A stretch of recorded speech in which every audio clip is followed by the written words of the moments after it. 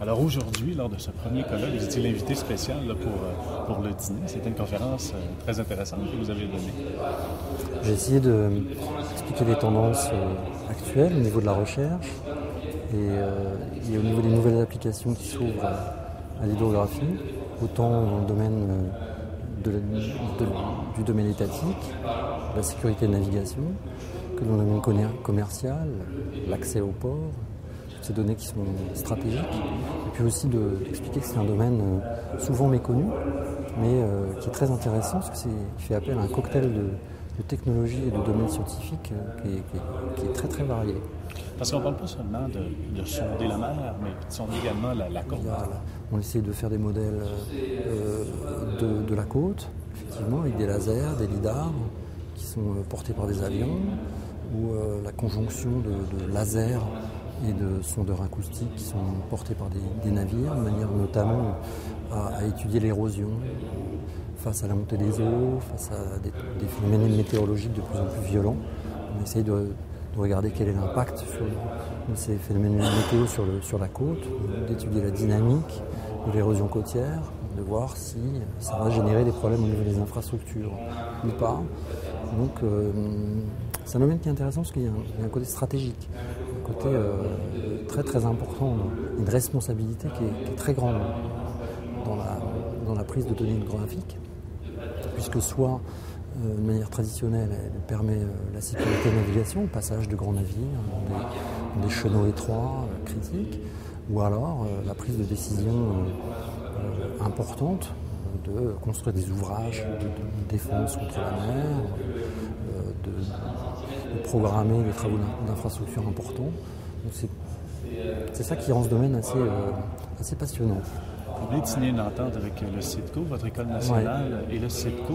Comment est venue cette entente-là? Comment est venu le lien? Alors, on était, il y a juste un an, moi et une collègue, à la conférence hydrographique du Québec, du Canada, à Québec, à la CHC, qui était au mois de juin l'an dernier. Et puis,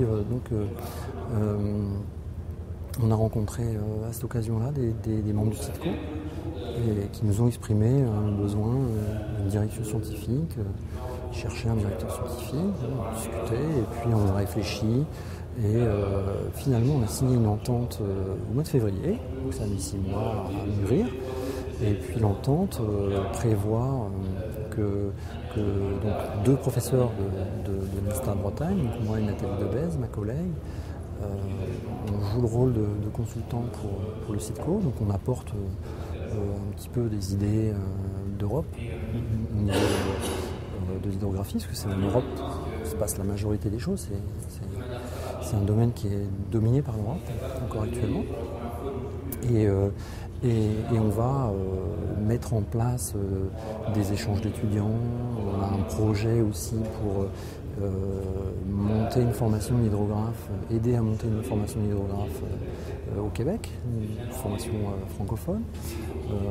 On a des projets de monter des programmes de recherche conjoints, pas seulement avec la France, mais aussi avec d'autres pays d'Europe, des industries européennes, et utiliser tout le potentiel qui, à mon avis, est excellent du CIDCO et de la région de Rimouski en hydrographie, valorisé à travers nos réseaux européens qui sont très ouverts sur l'industrie. Vous parlez d'une formation au Québec et se dire que la main-d'œuvre se fait rare en hydrographie?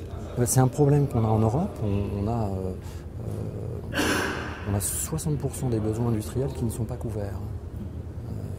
Et on a augmenté notre capacité de formation au maximum, vu la structure de l'école.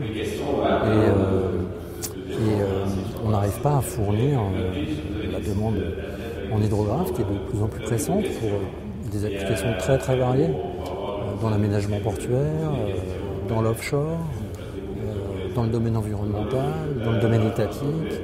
Et c'est un domaine qui est...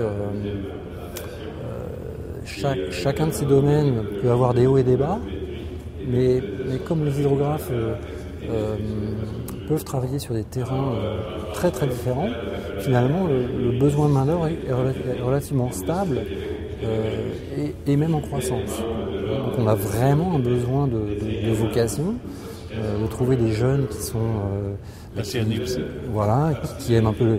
Il faut être scientifique, mais il faut aimer aussi l'aventure, travailler dans des milieux naturels un petit peu extrêmes, quelquefois un petit peu difficiles, il ne faut pas non plus le cacher. Et c'est des profils de jeunes qu'on a un petit peu du mal à trouver.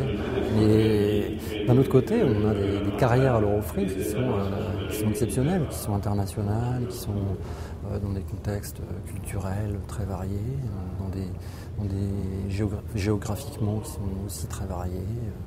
Donc on espère générer des belles vocations. En tout cas, vous vendez bien votre salade. Merci beaucoup de votre visite avec Rimouski, puis long succès à cette entente avec le CITCO et votre École nationale. Oui, merci. Merci.